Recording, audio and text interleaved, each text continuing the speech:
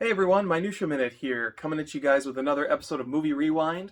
And today we're going to be talking about Japanese monster movies. I'm a big fan of Japanese monster movies, as you can see here, but not just Japanese monsters. I enjoy Japanese horror films, samurai films, period films. There's a lot of stuff out there, all of which is really, really interesting and worth checking out. I recently got the opportunity to add another Arrow box set to my collection that fits in with the Japanese monster films up here, although it kind of fits in a few different places because it's a little bit horror, it's a little bit historical, and it's a little bit monster. That box set is the Yokai Monsters Collection.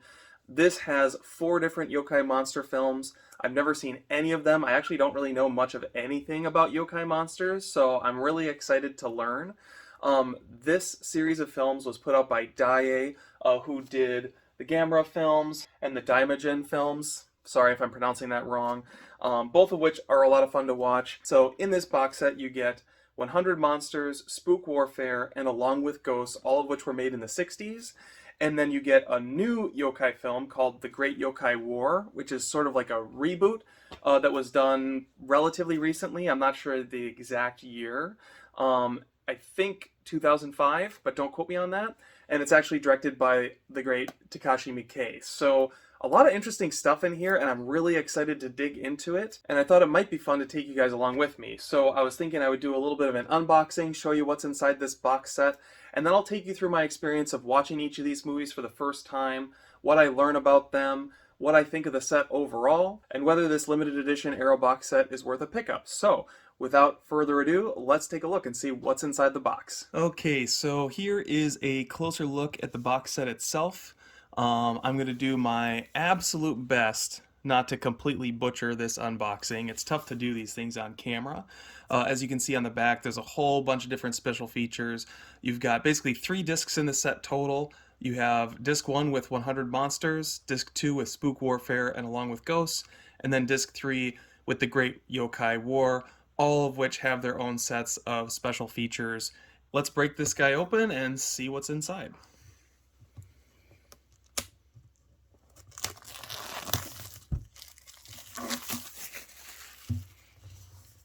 Now, typical with an Arrow release, you've got a J card on here with a little sticker. I don't usually save J cards and stuff like that, although a lot of times with the Arrow ones I will, just because they're so expensive it feels like you shouldn't throw anything away. But if you look underneath, you got basically the same thing on the inside, but then on the back there's always some kind of special artwork. So looking at that, yeah, that's pretty cool. And it looks like it wraps around. Yes, it does. Yeah, that's really sweet. And then there's the G card right there. So breaking it open, we've got the 2 keep cases and a book on the inside. So starting with the book, it looks like you've got a repeat of the artwork, which is very nice. And then opening it up, it looks like we got a whole bunch of cool stuff in here. So cast and crew, bio information, and then a couple of essays. Arrow always has really interesting essays in their limited edition box sets. It makes it worth picking up right away for sure, especially if you're looking at something that's like Japanese or in another language. Sometimes the essays can be a little bit easier to process than watch a documentary in which it's just you have to read it anyway because no one's speaking any English. But just kind of leafing through, I'm not sure if this is just a still frame from the movie, looks like. Got Spook Warfare, Along with Ghosts. I am so excited to dig into these movies. And then the Great Yokai War. Oh yeah, August 6, 2005. So there you go, that's the dates. Then the dates on the other ones, 1968, 1968, 1968. So that sounds about right. A movie every couple of months. And then here are the essays. I'll definitely be giving these a read at some point.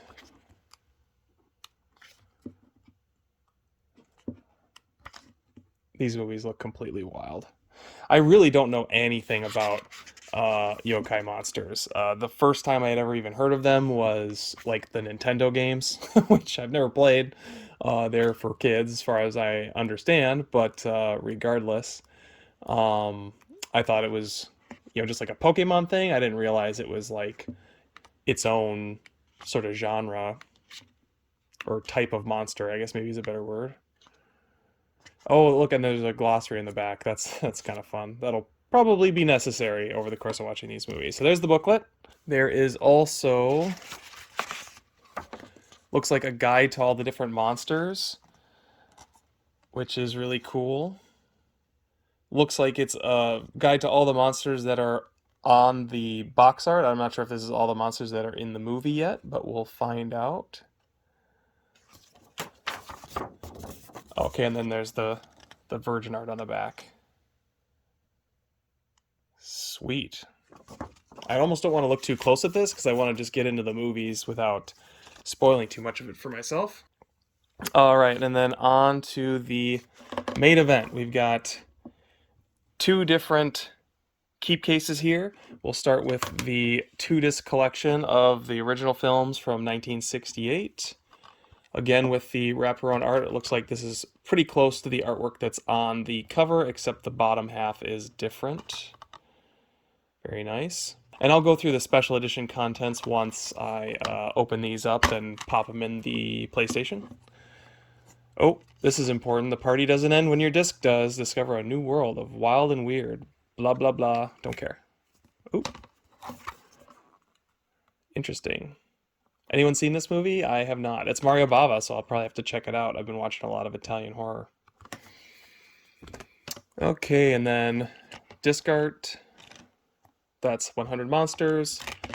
And then the other two, the disc spindle is his eyeball. That's kind of fun. Spook Warfare along with Ghosts.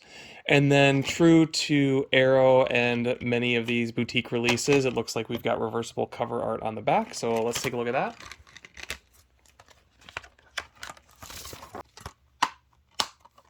And there's the reversible art. Looks like original theatrical art, probably. And then the original Japanese on the spine. I will most likely keep mine on the Arrow side, just because I really like the quality of the pencil work on this other art that they have.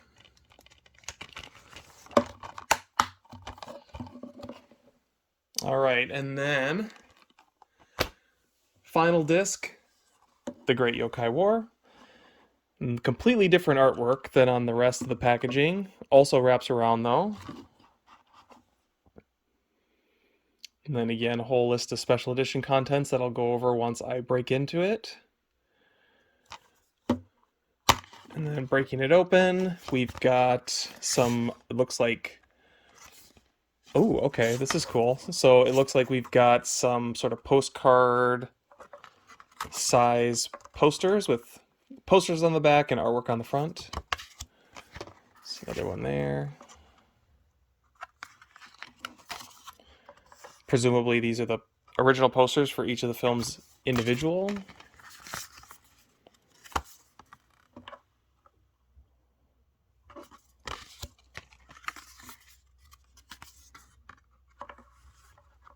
Cool.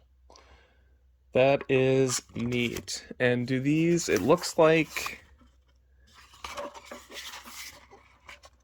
it seems like these should all interlock together, but it looks like they are their own individual cards. So there you go. And then, of course, we've got the disc, and on the back, some reversible artwork. Let's take a look and see what it looks like.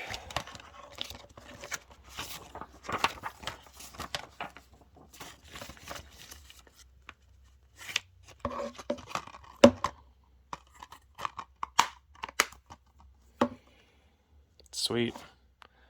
It has almost like a Dead or Alive quality to it, doesn't it? I guess it's just the way Japanese movies during this period were advertised. Once again, I think I'll stick with the newly commissioned Arrow artwork just because, like I said before, I really like that pencil work and the wraparound art on that. That's really something else. Beautiful art. All right. Let's pop one of these movies in and see what is on the discs and take a look at what these movies are like.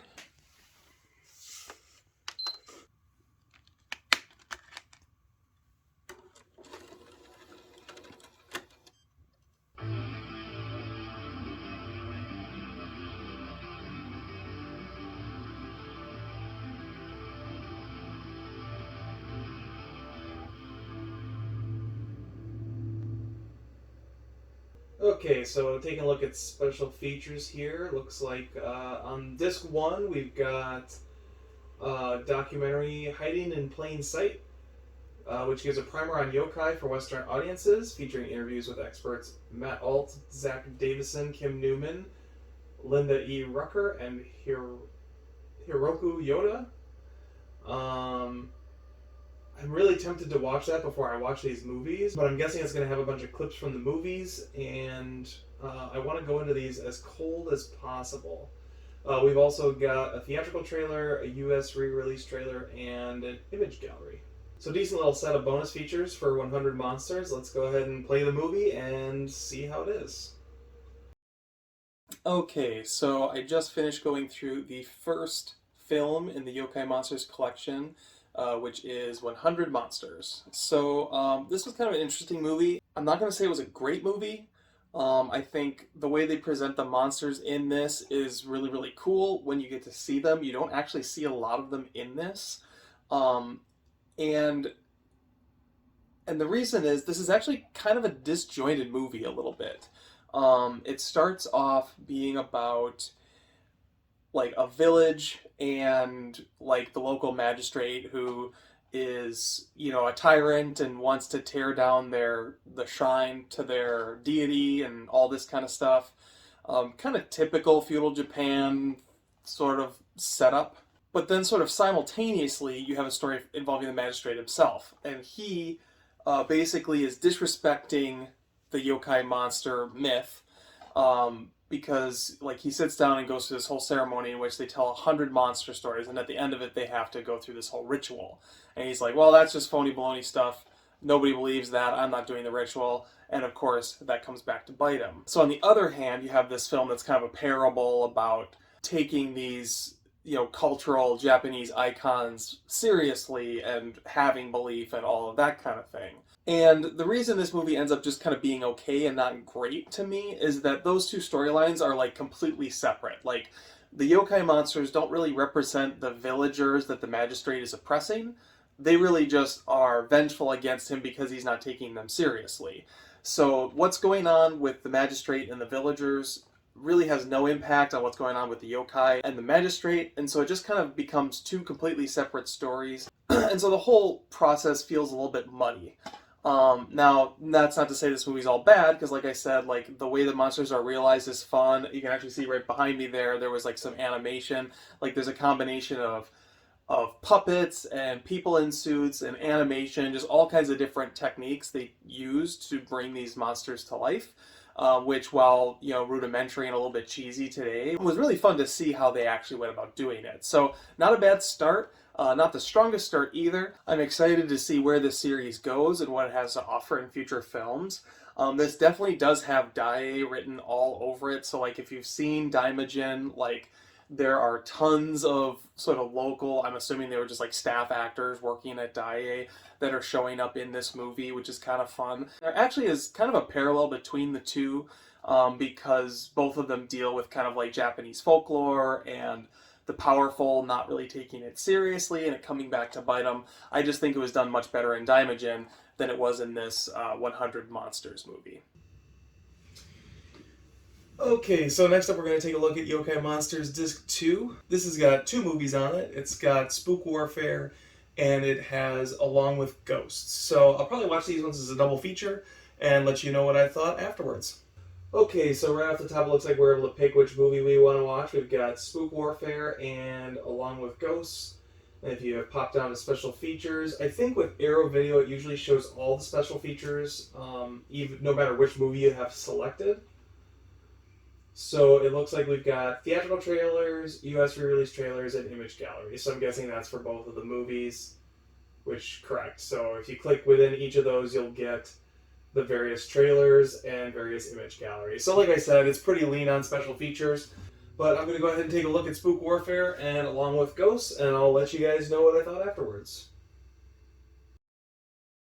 So Spook Warfare in particular, very interesting movie. In this, you have kind of a culture clash. There's a Babylonian monster. Kind of seems like it's going to be a yokai at first, but it's not. It actually kind of looks like a griffin, but it's sort of like a weird Japanese version of a griffin, so it's not really that, but I kind of got those vibes. And again, it's from Babylonia, so clearly intended to be a creature from a different culture that shows up and disrupts sort of the natural rural lifestyle in Japan. There are a bunch of people who are guarded by yokai, and there's like a frog amphibious yokai. Kind of looks like a Teenage Mutant Ninja Turtle, actually, which is kind of interesting. Who's kind of the protector of this village or whatever it is, that is disrupted when this outside force comes in and takes over. So this griffin monster basically takes possession of a magistrate's body and starts doing these horrible things.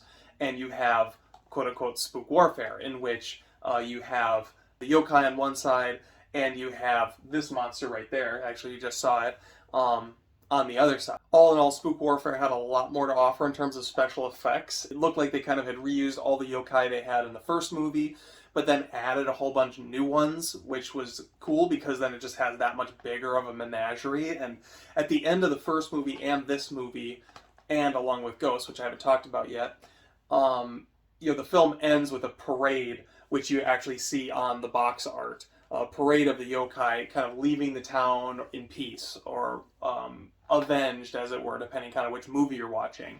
And the parades get bigger and bigger as you go along, and Spook Warfare has probably the best sort of parade moment at the end, just because of the diversity of creatures and effects and all of that kind of built into it. So all in all, Spook Warfare was a much more rounded package, I would say, than 100 Monsters was.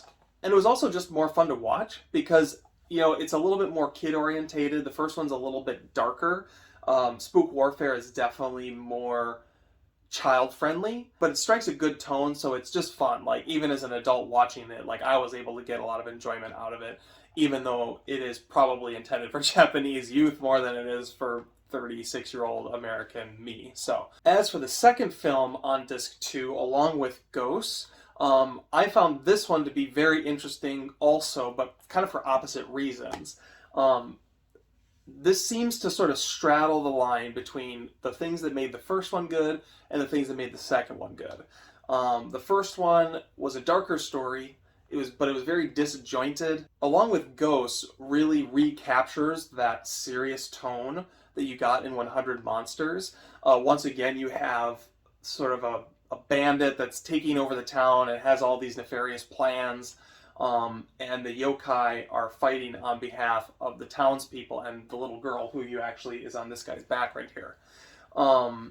It actually centers very much around the little girl. So you still have kind of that childish element, that sort of Grimm's fairy tale element, without sacrificing on sort of the unease and the more frightening aspects of the yokai monsters that are in the movie. If this movie has a fault, I would say that it's that, once again, the yokai are very much removed. Like, they don't really show up until the very end for the most part, and they are almost incidental to the story. I think they play an important part, but they're really like the punchline to a joke more than they are the entire story of the joke, if that kind of makes sense. So there is a little bit in there to be seen. It's relevant to the story, but it's used much more sparingly in Along with Ghosts. The story that it does have is actually a lot more compelling. It's very dark, actually, and has some really interesting sort of familial elements in it. There is a through line of this girl who's been raised by her grandfather, and the grandfather dies. And right before he dies, he imparts on her a gift, which is these dice. And he says, go find your father. He'll know you're his daughter when you give him these dice. Well, it turns out the father is working for the bandits that are trying to capture this little girl because she has supposedly got this piece of paperwork that's like incriminating to them or something like that. So her own father ends up basically capturing her and holding her captive only to find these dice and realize, oh my god, this was my daughter the whole time. Um, and there's something I really want to spoil, but I won't, about where these dice came from and why they're so distinct, and he would always know what they were. Really dark, twisted, but also interesting and definitely surprising. So again, even though this movie is light on yokai, it's got a lot of narrative twists and turns that make it well worth watching and a lot of fun. So disc 2 alone has made this set worth it to me. Still got one more movie to go, which is The Great Yokai War, directed by the great Takashi Miike. Okay, so only one more disc to look at with you guys. We've got The Great Yokai War, which is directed by Takashi Miike. Pretty excited to check this one out. He's a very interesting director. He is cult for a reason. So we'll boot this guy up and take a look at special features and dive into the movie. Okay, so this is a pretty contemporary movie, so my guess is we're going to have a pretty decent chunk of special features, which it looks like we do. So it looks like we have commentary from Tom Mess, don't know who that is. Interviews with the cast, which within that there are 5, 6, 7, 8, 9 different cast members interviewed. That's pretty cool. Interviews with the crew, 1, 2, 3, 4, 5, 6, 7 people on the crew interviewed. And then, so one of the things I saw in the box is that there's additional short films featuring the yokai, presumably from this movie. So there's a short drama of yokai, there's another story of Kawatoro, and then there's the World Yokai Conference, which is like a convention, I believe, some promotional event footage, a documentary of Ryonosuke Kamiki, theatrical trailer, and of course an image gallery. So this particular movie is absolutely packed. If you're a big fan of the Great Yokai War, this is probably going to have some special features you'll want to check out.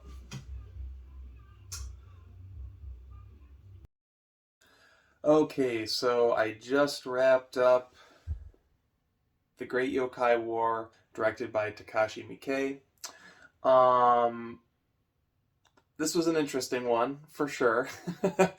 Not my favorite. It's interesting because, like, it seems obvious that it doesn't really fit in with the rest of the box set. On the back, or somewhere, maybe in the notes somewhere, it mentions that this is sort of a loose remake of Spook Warfare. I disagree. Like, there are similar yokai, or the same yokai, appear in both films, so there is kind of a through line there.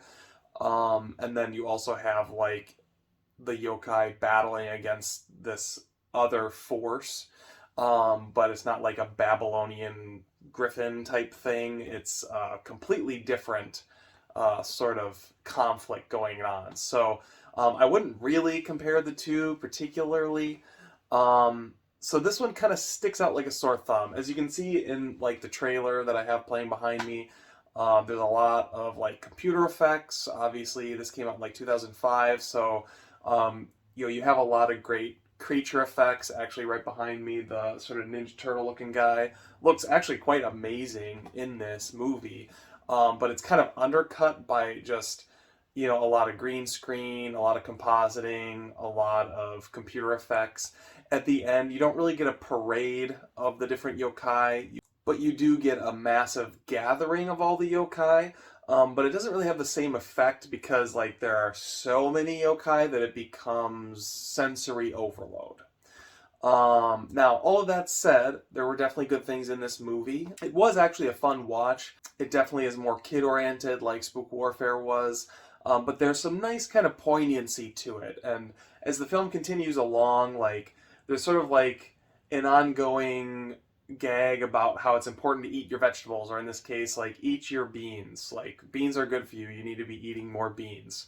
That kind of keeps coming along. There's a yokai that's going through and he's collecting beans. And then at the end, through a series of mishaps, beans sort of end up saving the day in kind of a fun way, which obviously it has sort of a child message to it, but it also has like kind of a greater poignancy to it because there's, you know, this immense, massive army that's like unstoppable, but then they're stopped by, you know, just some beans that clog up the system, basically. The child protagonist in this also kind of learns some valuable lessons along the way.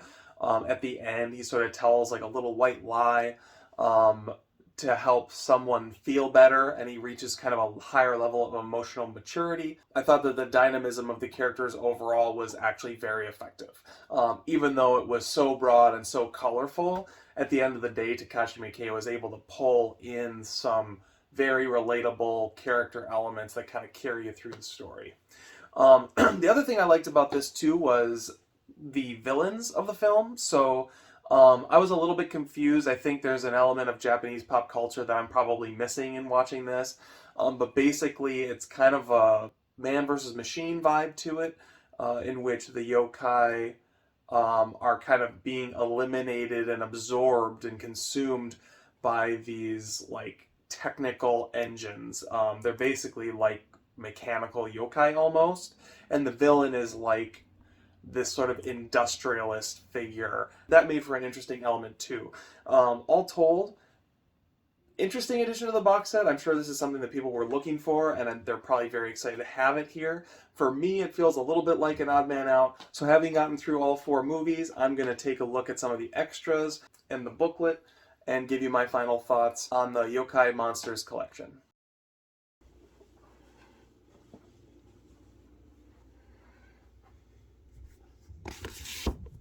So as far as final thoughts go, I'm actually pretty excited that I've got this set in my collection. I definitely see myself revisiting Spook Warfare and along with Ghosts, to a lesser degree, the Great Yokai War, and then probably 100 Monsters. I'll check out again at some point, but it's not super high on my list. Going through looking at extras, I did watch the documentary on the yokai, which was great. As someone who is a layman, didn't really understand the term yokai. It explains it. It does a pretty good job. Like anything, when you're translating it, there's a certain element that's lost in translation, and so even within the different people talking about yokai, they don't entirely agree on what qualifies as yokai. Kim Newman actually argues that the Teenage Mutant Ninja Turtles do count as yokai. I'm not sure that that's true, based on the way everybody else describes it. Maybe not, but it talks about like the zeitgeist from the Edo period all the way up to Pokemon and how it's kind of been with Japan and been a part of culture, and how these movies really fit into the yokai tradition in Japan. So that documentary was really, really helpful, gave me a fresh appreciation of the movies after having watched them. Probably a good idea to watch those as a primer, but I watched it after. It does show snippets of the movies in it, so if you want to go in cold, which is what I wanted to do, you kind of have to wait. There is a commentary on the Great Yokai War that I'm excited to check out. I haven't had a chance to do so. As far as the other special features, I kind of gave them a skip. A lot of it's like, you know, publicity, interviews, stuff like that. So I just wasn't quite as interested in it. But that commentary I definitely want to go check out. It's like a film historian commentary. And then finally, the booklet that's in the set is really great. The booklet has a few different essays in it that talks about yokai and addresses them from different perspectives depending on which article you're reading. So it also really gives you a lot of understanding of how yokai fit into Japanese culture and all that kind of thing. So really cool stuff there. So in summation, this is, I think, a very solid release from Arrow Video. As far as like picture and sound quality, I thought it was all on point. It's a little bit of a weird one just because of the collection of movies that are there, because you have the 3 Daiei films and then you've got that Takashi Miike one that almost feels like it's thrown in there. It is curated in there intentionally, but it definitely feels like the odd man out if you're sitting down and watching the entire box set. But if you're into Japanese monsters, ghosts, horror films, period films, this is definitely a box set worth taking a look at, or at least checking out those movies and giving them a try. So thanks for checking out this video, and I hope you guys have a great week in movies.